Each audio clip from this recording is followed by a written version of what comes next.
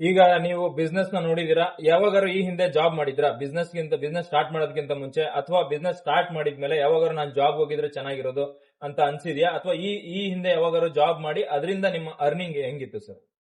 Sir ನಾನು starting Bengaluru ಬಂದವಾಗ ಜಾಬೇ ಮಾಡಿದ್ದೆ. Okay. ಒಂದು 2.5 ವರ್ಷ ಜಾಬ್ ಮಾಡಿದ್ದೆ.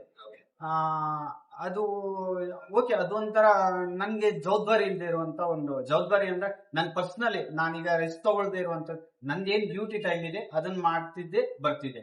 ಬಿಸ್ನೆಸ್ ಮಾಡಿದ ಮೇಲೆ ಗೊತ್ತಾಯ್ತು ಒಬ್ಬ ಓನರ್ ಆದವರಿಗೆ ಇಷ್ಟೇ ಸಮಸ್ಯೆಗಳಿರುತ್ತೆ ಅಂತ ಹೇಳಿ. ಯಾಕಂದ್ರೆ ಯಾರೇ ಆದ್ರೂ ಅಷ್ಟೇ ಅವ್ನು ಆ ಫೀಲ್ಡಿಗೆ ಹೋದವಾಗ ಮಾತ್ರ ಅವನಿಗೆ ಗೊತ್ತಾಗುವಂತದ್ದು. ಸೊ ಸ್ವಂತ ಬಿಸ್ನೆಸ್ ಅಲ್ಲಿ ಇದೆ ಹೇಳಿದ್ನಲ್ಲ ನಾನು, ರಿಸ್ಕ್ ಜಾಸ್ತಿ ಇದೆ, ರಿಸ್ಕ್ ತಗೊಳ್ಳಬೇಕಾಗುತ್ತೆ. Okay sir. ಈಗಿನ ಯುವಕರಿಗೆ ನಿಮ್ಮ ಸಲಹೆ ಏನು ಸರ್? ಅಂದ್ರೆ ಈಗ ಜಾಬ್ ಹೋಗ್ತೀನಿ ಅನ್ನೋರ್ಗೆ ಅಥವಾ ಬಿಸ್ನೆಸ್ ಮಾಡ್ತೀನಿ ಅನ್ನೋರ್ಗೆ ನೀವು ನಿಮ್ಮ ಒಂದು ಎಕ್ಸ್ಪೀರಿಯನ್ಸ್ ಮೇಲೆ ಏನು ನೀವು ಸಜೆಸ್ಟ್ ಮಾಡಬಹುದು? ಇವಾಗಿನ ಹುಡುಗರಿಗೆ ಬಿಸ್ನೆಸ್ ಮಾಡೋದಿದ್ರೆ ನಾನು ಫುಲ್ ಟೈಮು ಅದಕ್ಕೆ ಕೊಡ್ತೀನಿ. ಇದು ಬಿಟ್ರೆ ನನ್ ಬೇರೆ ಏನ್ ಲೈಫ್ ಇಲ್ಲ, ಡೆಡಿಕೇಟ್ ಆಗಿರ್ಬೇಕು. ಡೆಡಿಕೇಟ್ ಆಗಿರ್ಬೇಕು ಅನ್ನುವಂಗಿದ್ರೆ ಮಾತ್ರ ಬಿಸ್ನೆಸ್ ಮಾಡ್ಬೋದು. ಬಿಸ್ನೆಸ್ ಅಲ್ಲಿ ಪ್ರಾಫಿಟ್ ಇದೆ ಸರ್, ಲಾಭ ಇದೆ. ಲಾಭ ಇಂದ ಮುಂಚೆ ಬಿಸ್ನೆಸ್ ಯಾರು ಮಾಡಬಾರ್ದು, ಮಾಡಲ್ಲ ಕೂಡ. ಒಂದ್ 3 ತಿಂಗಳು ನೋಡ್ತಾರೆ, ಲಾಭ ಇಲ್ಲ ಅಂತ ಅದನ್ನ ಸ್ಟಾಪ್ ಮಾಡಿರ್ತಾರೆ. ಸೊ ಬಿಸ್ನೆಸ್ ಮಾಡ್ಬೋದು, ಬಿಸ್ನೆಸ್ ಅಲ್ಲಿ ಲಾಭ ಇದೆ. ಅದೇ ತರ ನಾನ್ ಡೆಡಿಕೇಶನ್ ಕೊಡ್ಬೇಕು, ಹಂಗಿದ್ರೆ ಮಾತ್ರ ಬಿಸ್ನೆಸ್ ಮಾಡ್ಬೋದು. Okay sir. ನಿಮ್ದು ಜ್ಯೂಸ್ ಪಾರ್ಲರ್, ಚಾಟ್ಸ್ ಎಲ್ಲ ಅಂಗಡಿ ನೋಡಿದೆ. ಈಗ ನಾರ್ಮಲಿ ಎಲ್ಲಾ ಅಂಗಡಿಗಳಲ್ಲಿ ಏನ್ ಮಾಡ್ತಾರೆ ಅದೇ ಮಾಡ್ತಾರೆ ಸರ್. ಒಂದು ಯೂನಿಕ್ ಪಾಯಿಂಟ್ ಅಂತ ಪ್ರತಿಯೊಬ್ರು ಇಟ್ಕೊಂಡಿರ್ತಾರೆ. ಒಂದು ಬಿಸ್ನೆಸ್ ಅಲ್ಲಿ ಅವ್ನ್ ಗ್ರೋ ಆಗ್ಬೇಕು ಅಂದ್ರೆ ಅಥವಾ ಅವ್ನ ಅಂಗಡಿನ ಗ್ರೋ ಮಾಡ್ಬೇಕು ಅಂದ್ರೆ ಆಬ್ವಿಯಸ್ಲಿ ಅವನದೊಂದು ಯೂನಿಕ್ ಪಾಯಿಂಟ್ ಅಂತ ಇರುತ್ತೆ ಸರ್. ನಿಮ್ ಅಂಗಡಿಗೆ ಬಂದು ನಾನು ಏನಾದ್ರು ಒಂದು ಸ್ಪೆಷಲ್ ಆಗಿರೋ ಐಟಮ್ ತಿನ್ಬೇಕು, ಎಲ್ಲಾ ಕಡೆ ಸಿಗೋದನ್ನ ಬಿಟ್ಟು ಒಂದು ಸ್ಪೆಷಲ್ ಆಗಿರೋ ಐಟಮ್ ತಿನ್ಬೇಕು ಅಂದ್ರೆ which is the best sir? ನಿಮ್ಮ ಹತ್ರ ಇದೇ ಕಾರಣಕ್ಕೆ ನಾನು ಬರ್ಬೇಕು ಅನ್ನಂಗಿದ್ರೆ ಯಾವ ಕಾರಣಕ್ಕೆ ಬರ್ಬೇಕು ಸರ್ ನಿಮ್ಮ ಅಂಗಡಿಗೆ? ಸರ್ ಸ್ನಾಕ್ಸ್ ಅಂತ ಹೋದ್ರೆ ಚಾಟ್ಸ್ ಬೇಡ ಸರ್. ಓಕೆ. ಚಾಟ್ಸ್ ಐಟಮ್ ಅಲ್ಲಿ ದಹಿ ಪಾಪಡಿ ಚಾಟ್ ಅಂತ ಬರ್ತಿದೆ, ಅದು ಸೂಪರ್ ಬೆಸ್ಟ್ ಐಟಮ್. ಡ್ರಿಂಕ್ಸ್ ಅಂತ ಬಂದ್ರೆ ಫ್ರೂಟ್ ಜ್ಯೂಸ್ ಅಲ್ಲಿ ಹೋಗ್ಬೋದು. ಡ್ರೈ ಫ್ರೂಟ್ಸ್ ಮಿಲ್ಕ್ ಶೇಕ್ ಅಂತ ಕೊಡ್ತೀವಿ, mix dry fruit milk shake, ಅದು ಹೆಲ್ತಿ ಕೂಡ ಇರುತ್ತೆ. ನಮ್ಮಲ್ಲಿ ತುಂಬಾ ಚೆನ್ನಾಗಿ ಅದೇ ಹೋಗುತ್ತೆ. ಆಮೇಲೆ royal falooda, dry fruits falooda, special ice ಕ್ರೀಮ್ಗಳು ಎಲ್ಲ ಚೆನ್ನಾಗಿದೆ ಸರ್, ಅದನ್ನೇ ಜಾಸ್ತಿ ಕೇಳ್ತಾರೆ. ಓಕೆ. ಈಗ ನಾವು ಕೆಲಸಕ್ಕೆ ಅಂತ ಹೋಗುವಾಗ ಬರೀ ಕೆಲಸಗಾರರಾಗಿ ಹೋಗ್ತಿರ್ತೀವಿ, ಅಲ್ಲಿ ಹೋಗ್ತಿರ್ತೀವಿ ಬರ್ತಿರ್ತೀವಿ, ನಮ್ ಖರ್ಚು ವೆಚ್ಚಗಳು ನೀಗ್ತಾ ಇರುತ್ತೆ, ಎಲ್ಲ ಓಕೆ. ನಾವು ಅಲ್ಲಿಗೆ ತುಂಬಾ ಡೆಡಿಕೇಟ್ ಆಗಿ ಬೆಳಗ್ಗೆ 9 ಗಂಟೆ ಅಂದ್ರೆ 9 ಗಂಟೆಗೆ ಶಿಸ್ತಿಂದ ಹೋಗ್ತಾ ಇರ್ತೀವಿ, ಮತ್ತೆ ಸಂಜೆ 6 ಗಂಟೆ ಟೈಮ್ ಇರುತ್ತೆ. ಬಟ್ 1 ಅವರ್ ಕುತ್ಕೋ ಅಂದ್ರೂ ಕುತ್ಕೋತೀವಿ. ಯಾವ್ದೋ ಒಂದು ರಜಾ ದಿನ ಮೀಟಿಂಗ್ ಅಂದ್ರೆ ನಾವು ಹೋಗ್ತೀವಿ, ಅಥವಾ ಕೆಲಸ ಅಂದ್ರೂ ಮಾಡ್ತೀವಿ, ಇದೆಲ್ಲ ಇರುತ್ತೆ. ಬಟ್ ನಮ್ದೇ ಬಿಸ್ನೆಸ್ ಅಂತ ಬಂದ ನಾವು 9 ಗಂಟೆ ಎದ್ದೇಳೋರು, ಇನ್ನೊಂದ್ ಅರ್ಧ ಗಂಟೆ ಬಿಟ್ರೆ ಆಯ್ತು, 10 ಗಂಟೆಗೆ ಎದ್ದು ಹೋಗೋಣ. ಸೊ ಈ ತರ ಎಲ್ಲ ಬರುತ್ತೆ ಸರ್. ಒಬ್ಬ ಮಾಲೀಕನಾದ ಅಂದ್ರೆ ಒಬ್ಬ ವೆಂಚರ್ ನ ಓನರ್ ಆಗಿರೋನ್ಗೆ ಬೇಕಾಗಿರೋ ಮೊದಲನೇ ಪಾಯಿಂಟ್ ಏನು ಸರ್? ಅಂದ್ರೆ ಬೇಸಿಕ್ ನೀಡ್ ಇದಿದ್ರೆ ಮಾತ್ರ ನೀನು ಸ್ಟಾರ್ಟ್ ಮಾಡ್ಬೇಕು ಬಿಸ್ನೆಸ್. ಲಾಭ ನಷ್ಟ ಸೆಕೆಂಡರಿ, ಬಟ್ ಸ್ಟಾರ್ಟ್ ಮಾಡಕ್ ಹೋಗೋನ್ಗೆ ಇಂಥದ್ ಬೇಕು ನಿನಗೆ ಅನ್ನೋದಿದ್ರೆ ಏನ್ ಬೇಕು ಸರ್ ಅವನಿಗೆ? ಡೆಡಿಕೇಶನ್. ಓಕೆ. ಡೆಡಿಕೇಶನ್ ಇಲ್ಲ ಅಂತ ಹೇಳಿ ಬಿಸ್ನೆಸ್ ಮಾಡಬಾರ್ದು, ಮಾಡ್ಲಿಕ್ಕೆ ಆಗೋದು ಇಲ್ಲ. ನಾನ್ ಬೆಳಿಗ್ಗೆ 9 ಗಂಟೆ, ನೀವು ಹೇಳಿದ 9, 10, 11 ಗಂಟೆ ಹೋಗಿ ಮಲ್ತೀನಿ ಅಂದ್ರೆ ಬಿಸ್ನೆಸ್ ಮಾಡಬಾರ್ದು. 5, 5:30, 6 ಗಂಟೆಗೆ ಹೇಳ್ತೀನಿ, ನನ್ನ ಹತ್ರ ಕೆಪಾಸಿಟಿ ಇದೆ ಅಂತ ಹೇಳಿದ್ರೆ ಮತ್ತೆ ಒಂದಿಷ್ಟು ಬ್ಯಾಡ್ ಹ್ಯಾಬಿಟ್ಸ್ ಗಳಿಂದ ಅವ್ರು ದೂರ ಇರುತ್ತೆ, ಅವ್ರು ಮಾತ್ರ ಬಿಸ್ನೆಸ್ ಮಾಡ್ಬೋದು. ಬ್ಯಾಡ್ ಹ್ಯಾಬಿಟ್ಸ್ಗಳು ಅವನ್ನ ಬೆಳಿಗ್ಗೆ ಹೇಳಕ್ಕೂ ಬಿಡಲ್ಲ. ಸೊ ಅವನ್ನ ಮತ್ತೆ ಬೇರೆ ಕಡೆ ಕರ್ಕೊಂಡು ಹೋಗುತ್ತೆ. ಯಾರೋ ಫ್ರೆಂಡ್ಸ್ ಬರ್ತಾರೆ, ಇನ್ನೊಂದು ಬರ್ತಾರೆ, ಫೋನ್ ಬರುತ್ತೆ, ಸರ್ ನಾವು ಹೋಗ್ಬಿಡೋಣ ಅಂತ ಹೇಳಿ ಶಾಪ್ ಕ್ಲೋಸ್ ಮಾಡಿ ಹೋಗ್ಲಿಕ್ಕೆ ಆಗಲ್ಲ. ನನಗೆ ನನ್ನ ಜವಾಬ್ದಾರಿಗಳ ಜೊತೆ ನಾನು ಇಲ್ಲಿ ಬದುಕಬೇಕು, ಇಲ್ಲಿ ನಿಲ್ಬೇಕು, ಇಲ್ಲಿ ಗೆಲ್ಬೇಕು ಅನ್ನುವಂತ ಇದ್ರೆ ಮಾತ್ರ ಬಿಸ್ನೆಸ್. ಸೊ ಫಸ್ಟ್ ಅವ್ರ ಸರ್ಕಲ್ ನ ರಿಫ್ರೆಶ್ ಮಾಡ್ಬೇಕು. ಯಾರು ಇವ್ರಿಗೆ ಡಿಸ್ಟರ್ಬ್ ಮಾಡೋ ಅಂತವ್ರು ಇದಾರೆ, ಯಾರು ದಿನ ಎಣ್ಣೆ ಹೊಡೆಯೋ ಕರ್ಕೊಂಡು ಹೋಗೋರು ಇದಾರೆ, ಬಿಡೋದೇ ಇಲ್ಲ, ಆ ತರದ್ ಏನಾದ್ರು ಫ್ರೆಂಡ್ಶಿಪ್ ಇದ್ರೆ ಅಥವಾ ಡೆಡಿಕೇಟ್ ಇಲ್ಲದೆ ಇರೋ ಫ್ರೆಂಡ್ಸ್ ಗಳ ಜೊತೆಗಿದ್ರೆ ಅವ್ರಿಗೆ ನಾವು ಟೈಮ್ ಕೊಡೋದನ್ನ ಕಡಿಮೆ ಮಾಡ್ಬೇಕು ಅಂತ ಹೇಳ್ತೀರಾ. ಅದು ಕೂಡ ಒಂದು ಕಾರಣನ? ಅದು ಮಾಡ್ಲೇಬೇಕಾ? ಇಲ್ಲ, ಹಾಗಿಲ್ಲ, ಹಾಗೆ ಕಷ್ಟ ಆಗುತ್ತೆ. ಯಾಕಂದ್ರೆ ಒಬ್ಬ ಮನುಷ್ಯನಿಗೆ ಅವನ ಸ್ವಾತಂತ್ರ್ಯ, ಅವನದು ಖುಷಿನೂ ಬೇಕಾಗುತ್ತೆ. ಅದಕ್ಕೆ ಒಂದು ಟೈಮ್ ಇರುತ್ತೆ, ಮತ್ತೆ ಅದಕ್ಕೆ ಆದಂತ ಒಂದು ಪ್ಲೇಸ್ ಗಳು ಬೇರೆ ಇರುತ್ತೆ.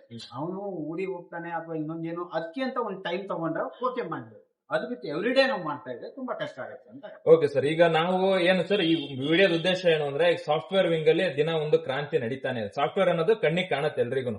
ಅವನು ಹೈಯೆಸ್ಟ್ ಅರ್ನಿಂಗ್, ಯಾಕಂದ್ರೆ ಒಂದು ಬಾರ್ ಪಬ್ ಇಂದ ಹಿಡಿದು ಒಂದು ಹೈಲಿ ಎಕ್ಸ್ಪೆನ್ಸ್ ಅಪಾರ್ಟ್ಮೆಂಟ್ ತನಕನು ಇವತ್ತು ಓನ್ ಮಾಡಿರೋರೆಲ್ಲ ಆಲ್ಮೋಸ್ಟ್ ಸಾಫ್ಟ್ವೇರ್ನವ್ರೆ. ದೊಡ್ಡ ದೊಡ್ಡ ಅವ್ರದ್ದು ಜಾಸ್ತಿ ಸಂಬಳ ಇರುತ್ತೆ, ಅವ್ರ ಎಕ್ಸ್ಪೆನ್ಸ್ ಕೂಡ ಹಂಗೆ ಮಾಡ್ತಾರೆ. ನಿಮಗೆ ವೀಕೆಂಡ್ ಬಂತು ಅಂದ್ರೆ ಬೆಂಗಳೂರು ಫುಲ್ ಸಾಫ್ಟ್ವೇರ್ ಮಯ ಆಗೋಗುತ್ತೆ. ಅದನ್ನ ಬಿಟ್ಟು ಒಂದು ಪ್ರಪಂಚ ಇದೆ. ನಾವು ಟೆಕ್ ಸಿಟಿ ಅಂತ ಕರಿತೀವಿ, ಬೆಂಗಳೂರಿನ ಸಿಲಿಕಾನ್ ಸಿಟಿ ಅಂತ ಕರಿತೀವಿ, IT ಹಬ್ ಅಂತ ಕರಿತೀವಿ. ಸೊ ಇದನ್ನ ಬಿಟ್ಟುನು ಇವರೆಲ್ಲ ಬದುಕೋದಿಕ್ಕೆ ಜೊತೆಯಾಗಿ ಹಾರ್ಡ್ವೇರ್ ಕೆಲಸಗಳು, ಈಗ ಒಂದು ಜ್ಯೂಸ್ ಪಾರ್ಲರ್ ಇಂದ ಹಿಡಿದು ಟಿಫನ್ ಸೆಂಟರ್ ಇಂದ ಹಿಡಿದು ಶೂ ಪಾಲಿಶ್ ಮಾಡೋದ್ರಿಂದ ಹಿಡಿದು ಒಂದು ಕಾಂಡಿಮೆಂಟ್ಸ್ ಇಂದ ಎಲ್ಲಾನು ಬೇಕು ಸರ್. ಬಟ್ ಇದು ಸಾಫ್ಟ್ವೇರ್ ನ ಮಧ್ಯದಲ್ಲಿ ಕಳೆದೋಗ್ಬಿಟ್ಟಿದ್ಯಾ? ಈಗ ಸಾಫ್ಟ್ವೇರ್ ಅಲ್ಲಿ 70 ಅವರ್ಸ್ ಕೆಲಸ ಮಾಡಬೇಕು, 80 ಅವರ್ಸ್ ಕೆಲಸ ಮಾಡಬೇಕು ಅನ್ನೋದೇ ಒಂದು ರೆವಲ್ಯೂಷನ್ ತರ. ನಾನೇ ಕಷ್ಟೊತ್ತು ಮಾಡಬೇಕು, ನನಗೆ ಸ್ಯಾಲರಿ ಬರ್ತಾ ಇದೆ, ಬೇರೆ ದೇಶದಲ್ಲಿ ಹಿಂಗಿದ್ಯಾ ಅಂತೆಲ್ಲ ಕೇಳ್ತಾರೆ ಸರ್. ಬಟ್ ಇಲ್ಲಿ ಹಾರ್ಡ್ವೇರ್ ಅಲ್ಲಿ ನೀವೇ ಹೇಳ್ದಂಗೆ 16 ಅವರ್ ಕೆಲಸ ಮಾಡ್ತಾ ಇದೀವಿ ನಾವು. ಇದು ಅದು ಸಾಫ್ಟ್ವೇರ್ ಹೋಗಿ ಸಾಫ್ಟ್ ವಾರ್ ಆಗ್ಬಿಟ್ಟಿದೆ. ಇದು ಹಾರ್ಡ್ ವಾರೇ ಇದು. ಸೊ ಈಗ ಹಾರ್ಡ್ ವಾರ್ ಮತ್ತೆ ಸಾಫ್ಟ್ ವಾರ್ ಗಳ ಮಧ್ಯೆ ನಿಮ್ ಒಂದು ಲೈಫ್ ಸ್ಟೈಲ್ ಅನ್ನೋದಿದೆ ಸರ್. ಈಗ ಇವರು 16 ಅವರ್ ಕೆಲಸ ಮಾಡ್ತಿದ್ದಾರೆ, ಬಟ್ ಯಾರ ಮೇಲೂ ಇವ್ರು ಬ್ಲೇಮ್ ಮಾಡಕ್ ಆಗಲ್ಲ, ಯಾಕಂದ್ರೆ ಅವನೇ ಓನರು, ಅವನೇ ಕೆಲಸಗಾರ ಅಲ್ಲಿ. ಸೊ ಇದನ್ನೆಲ್ಲ ನೋಡಿದಾಗ ಮನುಷ್ಯ ಅನ್ನೋನು ಮತ್ತೆ ಲೈಫ್ ಸ್ಟೈಲ್ ಅನ್ನೋದು ಎಲ್ರದ್ದು ಒಂದೇ ಸರ್. ನಾವು ಹೊಟ್ಟೆಗನ್ನ ತಿಂತೀವಿ, ಅವರು ತಿಂತಾರೆ, ನಾವು ಫಿಲಂ ಥಿಯೇಟರ್ ಗಳಿಗೆ ಹೋಗ್ತೀವಿ, ನಾವು ಮಜಾ ಮಾಡ್ತೀವಿ, ಎಲ್ಲ ಮಾಡ್ತೀವಿ, ಎಲ್ಲ ಸೇಮ್ ಇದೆ. ಹೆಂಡತಿ ಮಕ್ಕಳು ನಮಗೂ ಸೇಮ್ ಇದೆ, ಖರ್ಚು ವೆಚ್ಚಗಳು ನಮಗೂ ಸೇಮ್ ಇದೆ. ಬಟ್ ಅವ್ರಿಗೆ 70 ಅವರ್ಸ್ ಕೆಲಸ ಮಾಡ್ಬೇಕು ವಾರದಲ್ಲಿ ಅಂತ ಅಂದಾಗ ಅವರು ಅದನ್ನ ಬೇರೆ ತರನೇ ತಿಳ್ಕೊತಾರೆ. ಬಟ್ ಇದನ್ನ ನಾವು ನೋಡೋದಾದ್ರೆ ಸರ್, ಇಂಥವ್ರಿಗೆ ಏನ್ ಹೇಳ್ತೀರಾ ಸರ್? ಅಂದ್ರೆ ಸಾಫ್ಟ್ವೇರ್ ಎಂಪ್ಲಾಯಿಗಳಿಗೆ ನಾನು ವರ್ಕ್ ತುಂಬಾ ಪ್ರೆಷರ್ ಆಗ್ತದೆ, ಲಕ್ಷಾಂತರ ರೂಪಾಯಿ ಸಂಬಳ ಬರುತ್ತೆ ತಿಂಗಳಿಗೆ, ಆಮೇಲೆ ಆನ್ ಟೈಮ್ ಬರುತ್ತೆ, 1ನೇ ತಾರೀಕು ಅಂದ್ರೆ 1ನೇ ತಾರೀಕು. ಬಟ್ ಈ ಬಿಸ್ನೆಸ್ ಗಳಲ್ಲಿ ಅನ್ಸರ್ಟನ್, ಇವತ್ತೇ ನಮಗೆ ಸ್ಯಾಲರಿ ಬರುತ್ತೆ ಅಂತ ಗೊತ್ತಿಲ್ಲ, ನಾಳೆ 50,000 ಬರ್ಬೋದು, ಬಟ್ ಇವತ್ತು 5,000ಕ್ಕೆ ಪರದಾಡ್ತಾ ಇರ್ತೀವಿ ನಾವು. ಆಮೇಲೆ ದಿನ ಬಂದು ನನ್ನ ಅಂಗಡಿ ತೆಗೆದ್ರೇನೆ ಕೆಲಸ, ಅದಾದ್ರೇನೆ ನನಗೆ ಲಾಭ. ಸೊ ಈ ಲಾಭ ನಷ್ಟಗಳು ನಮಗೆ ನಮ್ಮ ಕೈಯಲ್ಲಿ ಇಲ್ಲ. ಬಟ್ ಅವ್ರದ್ದು ಒಂದು ಸೆಟಲ್ಡ್ ಆಗಿರುವಂತದ್ದು ಇದೆ ಸರ್. ಸೊ ಹಂಗಿದ್ದಾಗ ಅವ್ರ ಲೈಫ್ ಸ್ಟೈಲ್ಗೂ ನಿಮ್ ಲೈಫ್ ಸ್ಟೈಲ್ಗೂ ಅವ್ರ ಯೋಚನೆಗೂ ಮತ್ತೆ ಈ ತರದ ಯೋಚನೆಗೂ ಏನು ಸರ್ ಡಿಫ್ರೆನ್ಸ್ ಏನಿರುತ್ತೆ? ನಾನು ಸಾಫ್ಟ್ವೇರ್ ಕಂಪ್ನಿ ಕೆಳಗಡೆ ಒಂದು ಶಾಪ್ ಮಾಡಿ, ಓಕೆ, ಆವಾಗ ಸಾಫ್ಟ್ವೇರ್ ಪಾಪ ಅವ್ರದ್ದು ಹೆವಿ ಪ್ರೆಷರ್ ವರ್ಕ್. ಅವರು ಸಾಫ್ಟ್ವೇರ್ ಅವರು ಒಂದು 10 ರಿಂದ 15 ನಿಮಿಷಕ್ಕೆ ಒಮ್ಮೆ ಕೆಳಗಡೆ ಬರೋರು, ಬಂದು ಸಿಗರೇಟ್ ಹೊಡ್ಕೊಂಡು ಮತ್ತೆ ಹೋಗೋದು, ಮತ್ತೆ ಹೋಗೋದು. ನಾನು ಅವ್ರನ್ನ ಕೇಳ್ತಿದ್ದೆ, ಏನ್ ಸರ್ ಇವಾಗಷ್ಟೇ ಬಂದು ಹೋದ್ರಿ ಮತ್ತೆ ಸರ್ ಪ್ರೆಷರ್, ನಿಮ್ದು ಬೆಟರ್ ಸರ್, ನನ್ಗೆ ಈ ಕೆಲಸ ಬೇಡ, ನಾನು ಎಲ್ಲಾದ್ರೂ ಶಾಪ್ ಮಾಡ್ಕೊಂಡೆ ಯಾವ್ದಾದ್ರು ಕ್ಯಾಂಡಿವೇಟ್ಸ್ ಮಾಡ್ಕೊಂಡು ಕೂತ್ಕೊಳ್ಳೋಣ ಅಂತ ಇದ್ದೀನಿ. ಬಟ್ ಅವ್ರಿಗೂ ಕಷ್ಟ, ಅವ್ರವ್ರಿಗೆ ಅದು ಮಾಡ್ದವಾಗ್ಲೇ ಗೊತ್ತಾಗೋದು. ನಮ್ಗನ್ಸತ್ತೆ ನಾವು ಇಲ್ಲಿ ನಮ್ಗಿದು ಕಷ್ಟ, ನಾವ್ ಯಾವ್ದು ಸಾಫ್ಟ್ವೇರ್ ಆಗಿದೆ, 1 ಲಕ್ಷ ಸಂಬಳ ತಗೊಂಡು. ಬಟ್ ಅವರು ಅದನ್ನು ಉಲ್ಟಾ ಮಾತಾಡ್ತಾರೆ. ಸೊ ಎಲ್ಲರಿಗೂ ಸಾಫ್ಟ್ವೇರ್ ಅವರಿಗೂ ಅವ್ರದೇ ಸಮಸ್ಯೆಗಳಿರುತ್ತೆ, ಹಾರ್ಡ್ವೇರ್ ಅವರಿಗೂ ಇದೇ ಸಮಸ್ಯೆ ಇರುತ್ತೆ. ಆದ್ರೆ ಸಾಫ್ಟ್ವೇರ್ ಗಿಂತ ಇದು ಬೆಟರ್. ಯಾಕೆಂದ್ರೆ ಇದು ನಂದು, ಇಲ್ಲಿ ನಾನೇ CEO, ನಾನೇ ಮ್ಯಾನೇಜರು, ನಾನೇ ವರ್ಕರು, ನಾನೇ ಎಲ್ಲ. ಸೊ ಸ್ವಂತ ಬಿಸ್ನೆಸ್ ಬೆಟರ್ ಅಂತ ಅನ್ಸುತ್ತೆ. ಓಕೆ ಸರ್, ಒಂದು ಮಿನಿಮಮ್ ಲೈಫ್ ಸ್ಟೈಲ್ ಲೀವ್ ಮಾಡ್ಬೇಕು ಅಂದ್ರೆ ಒಂದು ಫ್ಯಾಮಿಲಿ ಟೈಮ್ ಕೊಟ್ಕೊಂಡು ನನ್ನ ಬಿಸ್ನೆಸ್ ಜೊತೆ ಒಂದು ಮಿನಿಮಮ್ ಅರ್ನಿಂಗ್ ನ ಮಾಡ್ಕೊಂಡು, ಮಕ್ಕಳುಗಳಿಗೆ ಒಳ್ಳೆ ಸ್ಕೂಲ್ಗೆ ಸೇರಿಸ್ಕೊಂಡು, ಅಪ್ಪ ಅಮ್ಮನ್ನು ಚೆನ್ನಾಗಿ ನೋಡ್ಕೊಂಡು, ಫ್ರೆಂಡ್ಸ್ ಜೊತೆನೂ ಮಜಾ ಮಾಡ್ಕೊಂಡು ನಾನು ಹ್ಯಾಪಿಯಾಗಿ ಇರ್ಬೇಕು ಅಂತ ಅನ್ಕೋಬೇಕು ಅಂದ್ರೆ ಎಷ್ಟು ಅವರ್ ಕೆಲಸ ಮಾಡ್ಬೇಕು, ಎಷ್ಟು ಲಾಭ ಮಾಡ್ಬೇಕು, ಮತ್ತೆ ಅದು ಯಾವ ತರ ಬ್ಯಾಲೆನ್ಸ್ ಮಾಡ್ಬೇಕು ಸರ್? ವರ್ಕ್ ಲೈಫ್ ನ ಯಾವ ತರ ಬ್ಯಾಲೆನ್ಸ್ ಮಾಡ್ಬೇಕು, ಮೆಂಟಲಿ ಪ್ರೆಷರ್ ಇಲ್ದಂಗೆ ನಾನು ಬಿಸ್ನೆಸ್ ಮಾಡ್ಬೇಕು. ಸೊ ಅಂಥವ್ರಿಗೆ ನಿಮ್ಮ ಸಲಹೆ ಏನು ಸರ್? ಸರ್ ಇದು ನಾನು ಮತ್ತೆ ತಿರುಗಿ ಹೇಳ್ತಾ ಇರೋದು, ಒಂದು ಬಿಸ್ನೆಸ್ ಮಾಡ್ತಾ ಇದ್ದಾನಂದ್ರೆ ಅವನಿಗೆ ಬಿಸ್ನೆಸ್ ಬರ್ಬೇಕು. ಅವನೊಂದು ಟಾರ್ಗೆಟ್ ಬಿಸ್ನೆಸ್ ಇರುತ್ತೆ, ನಾನೈತೆ 15 ರಿಂದ 20 ಸಾವಿರ ಬಿಸ್ನೆಸ್ ಮಾಡ್ಬೇಕು ಅಂತ ಹೇಳಿ ಅವನು ಒಂದು ಶಾಪ್ ಮಾಡ್ತಾರೆ. ಆ ಬಿಸ್ನೆಸ್ ಬಂತು ಅಂದ್ರೆ ಅವನ ಲೈಫ್ ಸ್ಟೈಲ್ ತುಂಬಾ ಚೆನ್ನಾಗಿರುತ್ತೆ. ಯಾಕೆಂದ್ರೆ ಇವಾಗ ಪ್ರಾಫಿಟ್ ಅಂತ ಹೇಳಿದವ, ಇವಾಗ ಒಂದು ಸ್ಕೂಲು, ಕಾಲೇಜು, ಮಕ್ಕಳದ್ದು, ಫ್ಯಾಮಿಲಿ, ಬಾಡಿಗೆ ಇದನ್ನೆಲ್ಲ ನೋಡ್ಕೊಂಡ್ರೆ ಮಿನಿಮಮ್ ಒಂದು ಮನುಷ್ಯನಿಗೆ 1 ಲಕ್ಷ ರೂಪಾಯಿ ಬೆಂಗಳೂರು ಅಂತ ಸಿಟಿಲಿ ಬೇಕೇ ಸಿಟಿಯಲ್ಲಿ ಇವಾಗ ಪ್ರೆಸೆಂಟ್ ಬೇಕು. ಆ ಲಾಭನ ತಗೋಬೇಕು ಅಂದ್ರೆ ಅವನಿಗೆ ಬಿಸ್ನೆಸ್ ಆಗ್ಬೇಕು. ಬಲ್ಕ್ ಅಲ್ಲಿ ಬಿಸ್ನೆಸ್ ಮಾಡಿದ್ರೆ ಲಾಭ ಬಂದೇ ಬರುತ್ತೆ, ಮಾಡ್ಬೇಕು. ಸರಿ ಸರ್, ಲಾಸ್ಟ್ ಕ್ವಶನ್, ಒಂದು ಬಿಸ್ನೆಸ್ ಮಾಡೋದಕ್ಕೆ ಮೇನ್ ಆಗ್ಬೇಕಾಗಿರೋ ದುಡ್ಡ ಅನುಭವನ? 2 ಬೇಕು ಸರ್. ಎಲ್ಲಕ್ಕಿಂತ ಜಾಸ್ತಿ ಅನುಭವ ಬೇಕು.